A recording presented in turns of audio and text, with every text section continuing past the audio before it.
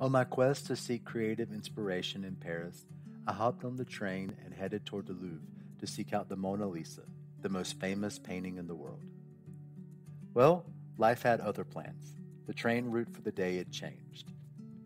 Rather than rushing to my destination, I decided to relax, take it easy, and be harmoniously in the flow of life rather than forcing my plan on it.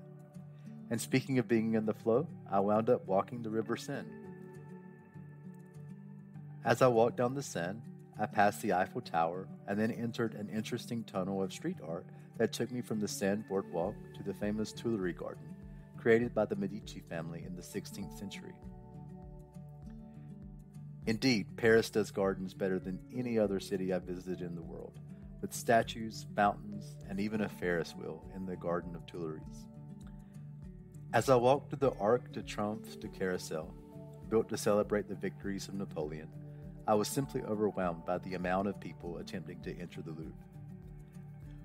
Once I entered the Louvre, I was daunted by the task of finding the tiny Mona Lisa in a 14-acre museum. It seemed like finding a needle in a haystack. I started about 2,000 years and half a world away from the Mona Lisa in ancient Mesopotamia with the Code of Hammurabi. The Code of Hammurabi is the longest, best organized, and best preserved legal text from the ancient Near East. The laws written here are causal, expressed as if-then conditional sentences. For example, if you don't subscribe to my YouTube channel, then I'll be sad. As I stood in front of one of the most ancient legal texts in world history, I felt grateful for justice. I felt grateful that societies have agreed to protect us from those who might harm us from flourishing into our most creative, authentic selves. After walking through the wing that housed the Code of Hammurabi, I passed through the petite apartment of Napoleon III. Each room in Napoleon's apartment is truly a feast for the eyes, dripped in gold, gilded bronze, crystal chandeliers, and gorgeous burgundy fabrics.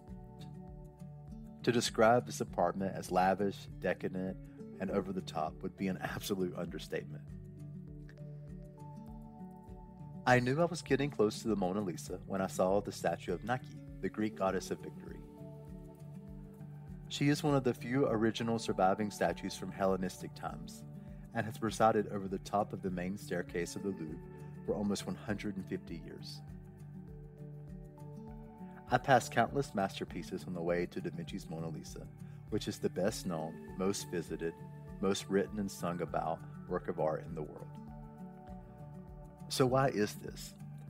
Well, the painting really captures the viewer's curiosity through the novelty of her enigmatic expression, the subtleties in the painting, and the illusion that the Mona Lisa is watching you as you move through the room.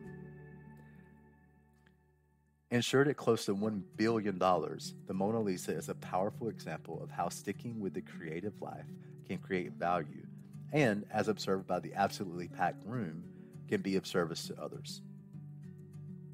As I exited the room housing the Mona Lisa, which was the only painting in the whole museum to have her own wall, I encountered the Raft of the Medusa, a large painting that depicts a moment from the aftermath of a French naval shipwreck. It begins the Romantic period by presenting ordinary people, rather than heroes, reacting to the unfolding drama of the shipwreck. This iconoclastic moment in art history led to the empowerment of the individual. Speaking of empowerment, I also gazed at the famous painting, Liberty Leading the People. To me, this painting symbolizes the value of liberty, which is the condition of being free, of having the chance to become who you truly are. Everyone on the planet needs and deserves that chance.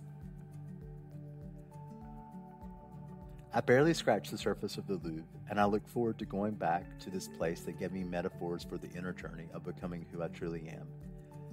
And I really appreciate this day that reminded me that so often the destination is the journey.